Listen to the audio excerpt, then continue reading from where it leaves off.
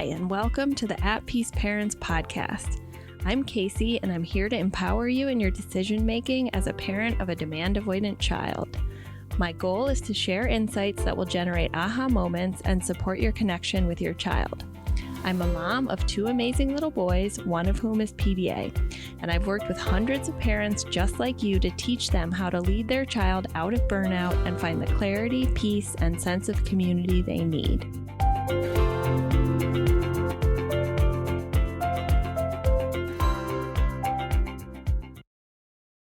Understand PDA, and I've lowered demands in my home. Why do I still hate my life?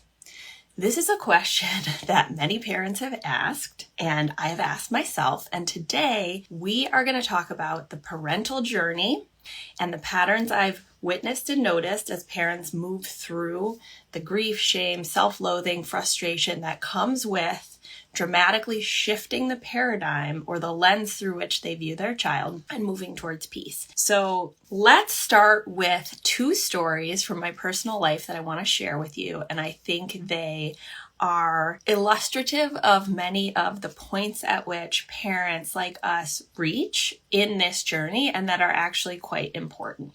Okay, so the first story that I think some of you will resonate with is the feeling that on a deep, profound level, there's something wrong with you as a parent. So I had this feeling from the moment my child was born, my PDA child, 8.5, almost 9 years ago, where I could not do the most basic thing that I believe to be part of like evolution and my biology of like soothing my infant child, then soothing my toddler child, then soothing my child. It was just not something I could do. He would not be soothed. And so I spent most of the first months of his life just completely shattered and not understanding how to stop the screaming, the back arching, the fact that my son looked like he was in pain. And, I went through all the things from like the colic drops, like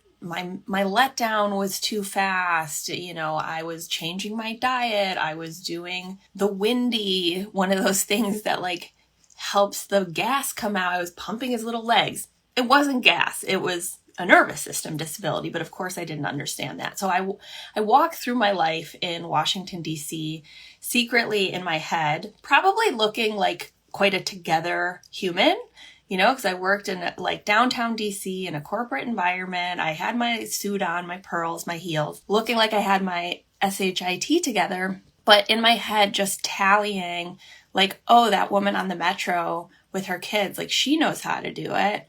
Oh, that woman at the restaurant with her kids, she seems to be able to soothe her kids. And I would just like tally in my head the fact that the most basic of human things from my perspective at that time, I was not capable of.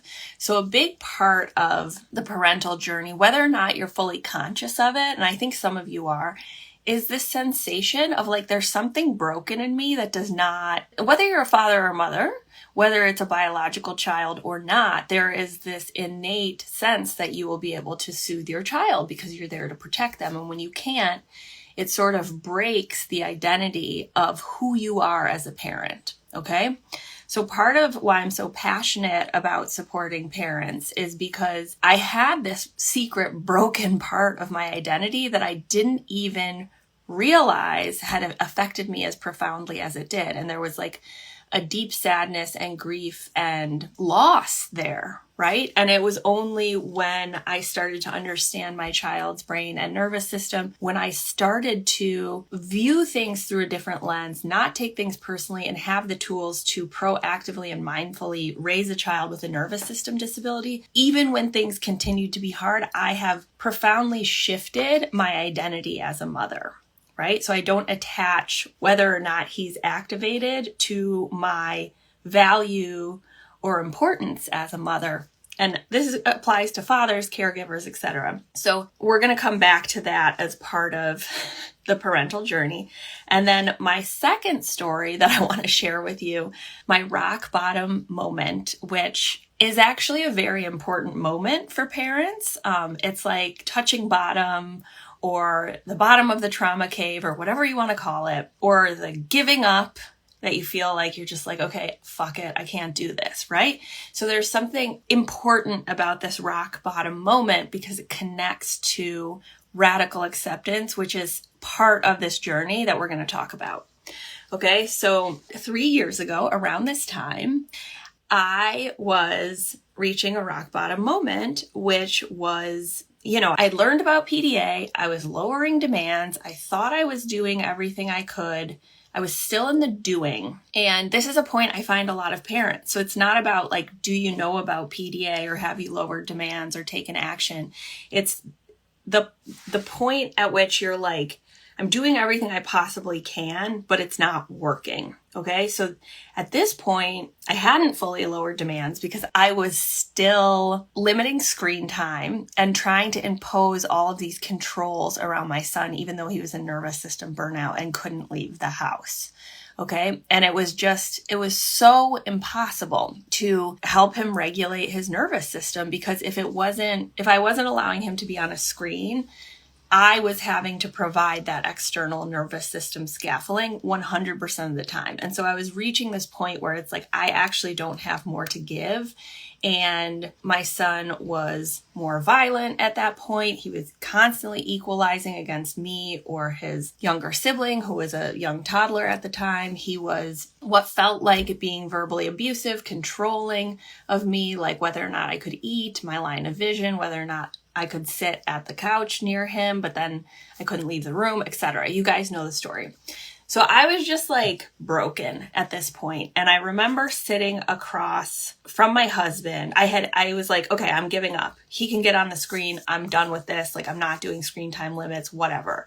He can watch it all day for I care because I can't do this anymore. And I remember telling my husband, who I love dearly, who's my best friend, who I married, because I like spending time with him and he's a good human, but we couldn't spend time together. We couldn't even have conversations because there was just so much equalizing interrupting us. And I know you guys, some of this will resonate. I sat across from him and I like proposed divorce. And I was like, listen, we don't get to spend any time together anyways. We're both miserable. What if we get divorced and find 2 other competent humans who are well rested and capable and maybe don't have their own kids? We'll marry them and then we'll have 4 adults and maybe we can manage this. And of course he was not cool with with what I was saying there because it was like deeply hurtful to him, but I was just in such a dark place. I was just like, I can't do this anymore. And I was depressed and I was like not wanting to wake up in the morning and it was terrible. So that was my rock bottom moment. And we're going to return to this as we're talking about the parental stages. Okay, so let's talk first about the parental journey. And this is something that not only I've experienced myself, but I've witnessed hundreds of families through, whether it's in the programs I design or in coaching containers. Okay, so there's really 3 categories or stages, but I don't want you to think of these as necessarily being like sequential or not being able to happen at the same time or repeat. But there's like the doing phase, which I associate with like seeking answers, finding the solution, the magic bullet, the option C, like there must be something else here. Next comes the decision making of like, okay, I've done all the individual solutions and things are still hard. So now I have to pan out and see the constraints that I'm operating in, whether it's like where I live or my finances or our careers, and then like look at these constraints that you thought were static and you can't change and then change them. So that's structural change. So we had individual and then structural. And then you do that. And I'm going to illustrate these with myself and some anonymized coaching clients. And then you realize it's still effing hard because you have a child who has a nervous system disability, right? And there's aspects of your life that are trade-offs and there's a cost benefit and it's not going to look like your peers or other parents with neurotypical children or even other neurodivergencies like ADHD or non-PDA autism, okay? And that's the surrender phase and finding meaning. Okay. And this repeats. It's not like you do this and then you're done. It's like peeling back layers of the onion towards finding peace within the constraints and therefore freedom within the constraints that you face. Okay. So let's talk about the doing seeking that I experienced. And I'm going to share this with you because I think there's a lot of shame around, therapy and trying to find solutions and these natural tendencies that we have as problem solvers to improve our children's suffering. And this gets back to the soothing part of like, my son seemed like he was in pain most of the time and extremely unhappy. And so it wasn't like, I don't want him to present as autistic and therefore I'm going to put him in therapy. It was like, I need to find a way to soothe the pain that I'm witnessing. So let me just give you a run through of all the individual solutions that I tried, some of which were helpful, many of which were not. Okay, so starting with the parenting solutions, I did 1, 2, 3 magic. I did the timeouts. And when it wasn't working, I doubled down at the request of the pediatricians, tried positive discipline. Then I moved into the sensory framework and I did all the things of okay, the compression shirt is going to help. Okay, the weighted blanket while he's sleeping. The fidgets while he's at daycare, going to OT 5 times a week to try and fix the sensory stuff. Then I'm okay, shaman, craniosacral therapy, neurofeedback, safe and sound protocol, dye-free diet, supplements, primitive reflex exercises, chiropractic, focus program, laminated charts, first then statements, token system, sticker charts, etc. Okay, so I've done it all. I haven't done ABA therapy, but I would have if a pediatrician had told me to do. So there's no shame in that. I didn't know any different. I just entered into this of my child won't stop screaming. How can I make him stop screaming? Right? It wasn't philosophical. I didn't know anything about neurodiversity affirming anything. I didn't even know what autism was. I just had this stereotypical notion of it. So I want to normalize that this is the process that many, many parents go through. Okay. Nobody gets to the point that I'm at or gets to the point where they're fully informed and fully neurodiversity affirming and fully positive autistic identity. It's not you flip the switch and you're there. You have to go through this process. Right? And I really want to normalize this because frankly, sometimes I get comments about you're grieving a living child and, you're not using the language of neurodiversity affirming advocacy. And it's I'm speaking to parents who are stuck like I was. And frankly, if you're already steeped in everything autism as an advocate, you probably don't need me to support you because you have gotten there on your own and good for you. But I'm not going to criticize a parent who struggles with the mindset shifts because that was me, right? So in terms of parents, what I see in this doing seeking stage, and again, no shame, parent-child interaction therapy, PCIT. Often this works in the beginning and then it crashes and burns when you do the second section, which is more behavioral. Applied behavioral therapy. I work with many families who have been through applied behavioral therapy and then their child reaches burnout and then it crashes and burns and we have to take a different paradigm. Okay. Cognitive behavioral therapy, speech pathology, OT, all the things. Okay. So there's nothing inherently wrong with OT or speech. It's just that we're coming at it as a doing, seeking, fixing. Okay. And often parents go through all of this. And then, yes, their play therapy. Yes, we've done play therapy, DIR floor time, saw an expert who we paid $250 an hour in Washington, D.C. to teach us how to do play therapy, everything. I toured all the play therapy places in Washington, D.C. I mean, I went all in. I'm an intense person when I'm trying to solve a problem. All the things. I made a list. It's not comprehensive. Okay, and the nail in the coffin of this seeking solution point of my journey was actually when we received the service dog. And I had thought I had moved past the seeking doing phase in the sense of okay, I'm accepting my child's disability. I'm bringing in a service dog to support his nervous system. I'm moving towards acceptance. And then when the service dog came, I realized through my grief, loss, anger, and resentment from the fact that it didn't fix the dysregulation or make the nervous system response go away, that actually I hadn't accepted it, right?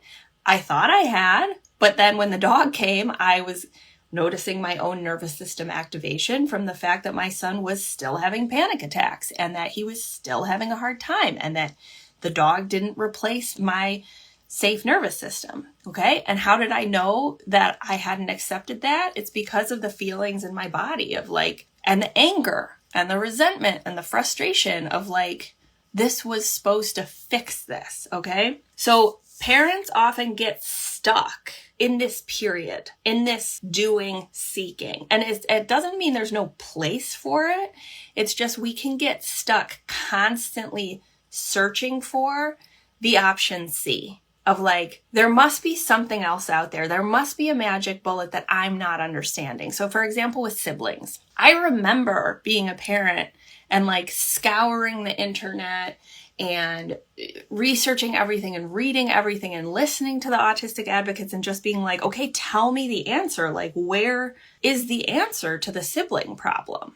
And it was like, ultimately, there's not a solution, right? There's not one magic thing you can do. It's like characteristic of the nervous system disability. And so we have to, this is an example of the next stage, see that clearly, accept it, and be like, well, I'm one mom, I have 2 kids. One is externalized PDA and equalizing against the younger one.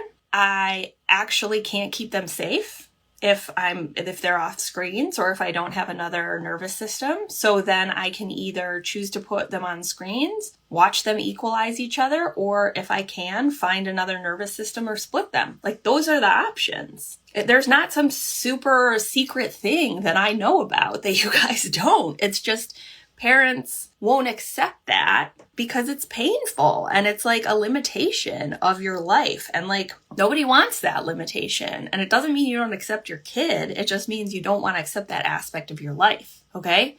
So then we move into the decision making, which often isn't as clear-eyed as we would like, right? Of like, I'm going to apply this new parenting framework to the siblings and then it's going to fix it. Okay, but then we need to see the decision making of like, I did all the individual solution stuff. Maybe I need to think structurally about changes. And for us, you know, we've toggled between the individual solutions and the structural changes. Like I used to work at the Pew Charitable Trust as a research manager of a team in charge of research integrity in Washington, D.C. And I left my job. I didn't leave my career thinking like, I'll never go back to it. I was like, I'm going to take 6 months, solve the problem, and then go back to some form of academic work. But I was like, we need to move closer to my family. We need to be in a smaller town, closer to nature, where we can afford to not both be working. You know, we made these big structural changes, which now include having an au pair live with us, private school, all of these different things. But it is sometimes necessary for parents, and this often comes much later once they've done the doing of like, okay, actually, like, I think I need to change my career or do part-time work or, you know, move from where I am to be closer to networks or where we can afford to have a larger house or a smaller house or whatever it is, okay? And, you know, parents don't like to hear it, and it's hard because it's like, yes, sometimes you have constraints and it's financially difficult and all these things, and I'm sorry about that. Like, I can't change that. I can't change the fact that like these are our choices, that this is the nature of raising a child with a disability. And it's okay to feel resentment and anger and blame. Okay. So, you know, there's lots of structural changes that families make. This is not just my journey. It's, you know, I've worked with families who have moved from New York to Florida, Florida to Minnesota, East Coast to Alabama, all sorts of different structural changes. Sometimes it's for a particular school, you know, like they move to a place to be near a neurodiversity affirming school. They move to a place where there's lower cost of living. They move to a place where they have a network, right? Or, I mean, unfortunately, I'll say, and I don't think this is uncommon in any disability space, where like often one parent has to leave their career, which ultimately became my case. Right? Now this is my career. It's much different than having a boss and sitting in an office 9 to 5 and commuting 45 minutes downtown and being at the behest of a corporate environment, right? Where it's like you have no autonomy. Okay. So then after we make these structural changes, things are still hard. Why? Because you're raising a child with a disability, right? And there are things that you can't fix. And that is really, really difficult. And that's when we move into the surrender. And we're back to the story I told at the beginning, which is the rock bottom of like that rock bottom moment was after I had done all of those individual solutions. It was after I had made the structural changes of leaving my job and moving across the country and all the things. And it was like the moment where I was like, it's still not fixed, right? And then we have surrender. And while this moment feels like giving up, it's actually the moment when accepting the limitations allows you to transcend them. Because instead of focusing on the thing that you cannot solve, you stop focusing on that, you let go, and you make space to see with clarity other things in your life that you do have control over and can make changes with. And you make space for other things to flow in. So I will tell you, in all my work and my personal experience, over and over and over again, this is the moment when things start to shift, like truly start to change and move towards more peace. And it's really hard to get to that point. And often we think we have gotten to that point and we have to go deeper. Thanks everyone for being here with me at the At Peace Parents podcast. This is your source for all things related to understanding, supporting, accommodating, and advocating for your PDA child. To go deeper on any of these topics, check out my course offerings and masterclasses at the website www.atpeaceparents.com. To completely transform the way you think about and relate to your child and to bring peace and stability to your home, join us for the next cohort